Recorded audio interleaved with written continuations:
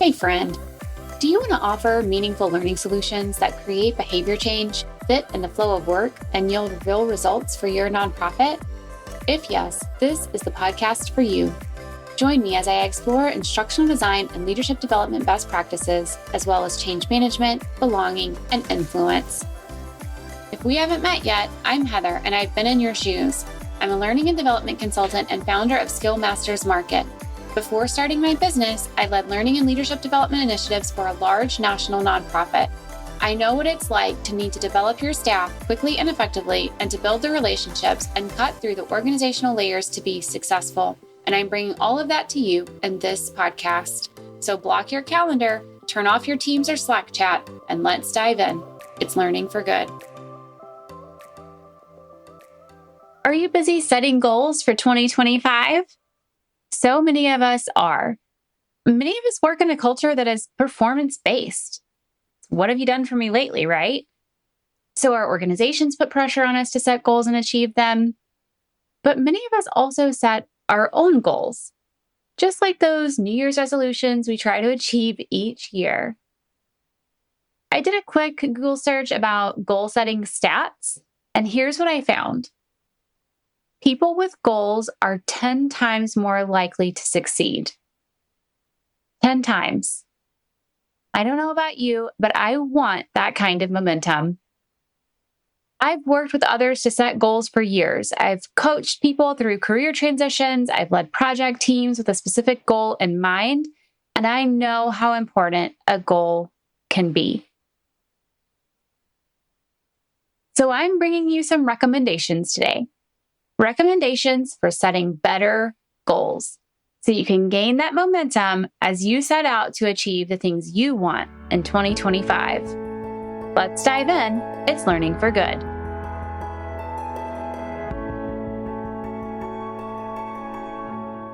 I'm talking about goals today. Many of us have goals, but I found a few steps that actually help us achieve them. And that's what I want to share with you today.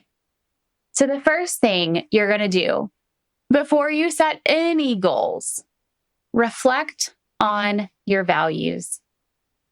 You might value adventure. You might value feeling competent. You might value fairness.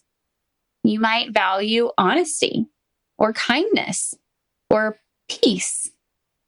You might value a sense of security or even success. There are a number of things you might value in life.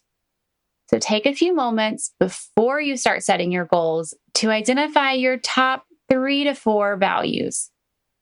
If you aren't sure where to start, search for a values list online and use the words on those lists to brainstorm. You don't have to pick a word from the list, but use it to jog your memory and to get yourself started. What do you value? Hold on to that because we're going to come back to it. The second step, reflect on 2024. Reflect on your current year. What are your biggest accomplishments when you look back on the year? One of my biggest accomplishments this year was growing the nonprofit L&D Collective. It's my private community for nonprofit L&D pros where we're building a network and sharing resources and getting inside looks at what other nonprofits are doing. This year, I set a goal to grow this group, and we now have L&D pros from over 70 nonprofits in 4 countries in this group. So what did you accomplish? What were your biggest accomplishments when you look back at the year? And then how did it feel to accomplish those things? So for me, growing the collective was a goal that I had, and it feels really good to see where we are at the end of the year.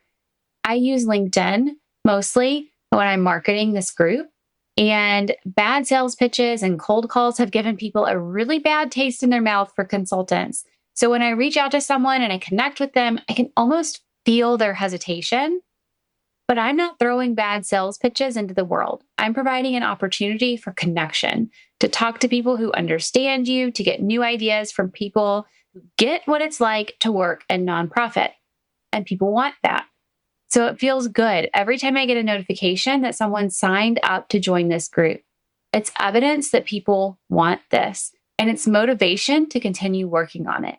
So when I think about what I accomplished this year and how this group has grown, it feels good.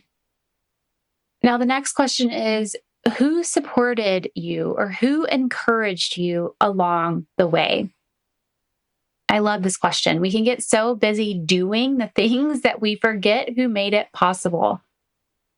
My assistant, Allison, is my co-host in the nonprofit L&D Collective, and she works tirelessly to make sure people feel welcome. And I've also taken courses throughout the year to help me create better content on LinkedIn or to create authentic connections or provide a good community experience. But also the people in the collective have supported me. Every time they show up for an event or respond to an email or like or share a LinkedIn post about the group, they're supporting this effort. They're supporting me. Now, as you think about this, the next question, what are you thankful for? You've considered what you've accomplished. You've considered how it felt. You've considered who supported you. What are you thankful for when you think about your year? I'm thankful that I have the resources to build this group. It takes time and intentionality, and I'm investing a lot into it. I'm thankful that I have the ability to do that. Now let's circle back to those values. Look at that list. Were your values being met in your work, in your career, in your life this year? My values are absolutely aligned with this work. I believe in the power of relationship, and I value the openness that we are creating.